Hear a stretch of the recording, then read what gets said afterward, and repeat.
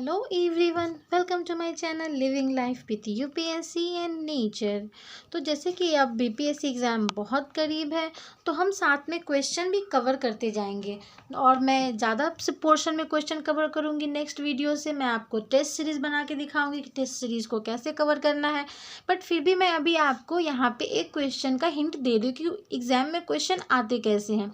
जैसे कि कभी कभी जैसे कि फैक्ट्स तो आते ही हैं, फैक्ट्स के साथ क्वेश्चन आता है मिलाने वाला, जिसमें कालक्रम पूछा जाता है और उसमें हम कंफ्यूज हो जाते हैं।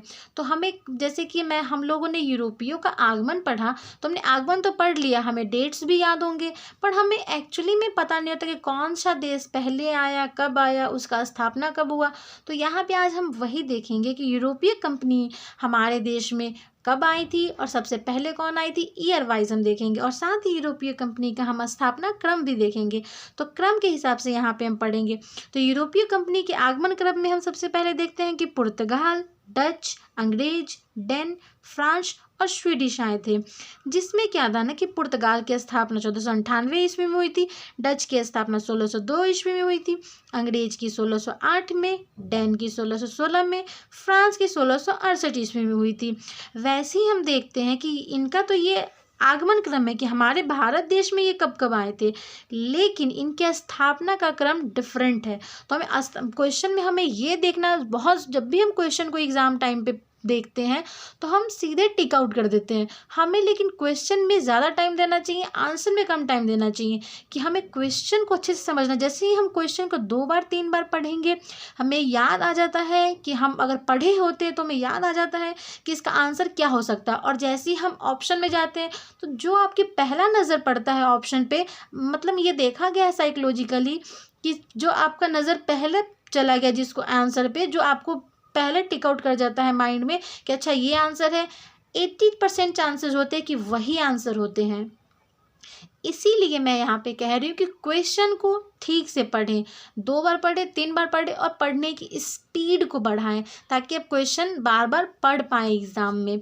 तो जैसे कि अगर आपको कंपनी का आगमन क्रम पूछेगा तो आप ऐसे टिक आउट करोगे, लेकिन वहीं पे स्थापना क्रम पूछता है तो आप ये डेट्स याद रखो। जैसे कि पुर्तगाल का जो स्थापना हुआ था, पुर्तगाली कंपनी का, वो 1698 ईस्वी में हुई थी, जो कि सेम है। लेकिन जो अंग्रेज थी वो 1602 ईस्वी में हमारे भारत देश में आई थी, लेकिन उसकी स्थापना 1599 को हुई थी। कभी कभी यहाँ पे क्या होता है कि 1600 ईस्वी भी देता है, क्योंकि क्या हुआ था कि 31 दिसंबर को ये स्थापना हुई थी और 1599 को 31 दिसंबर को स्थापना हुई थी।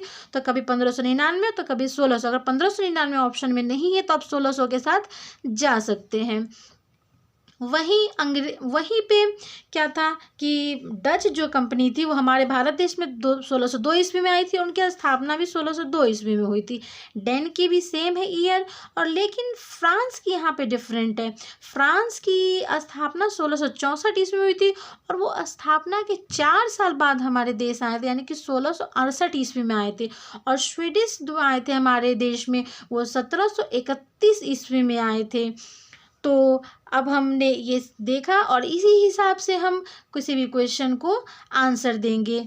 पहले सही से पढ़ेंगे, क्वेश्चन आगमन क्रम पूछ रहा है, क्या स्थापना क्रम पूछ रहा है, ऐसे ही हम रोज़ एक टॉपिक को कवर करेंगे कि क्वेश्चन को कैसे आराम से पढ़ के और सही आंसर हम टेक आउट करें।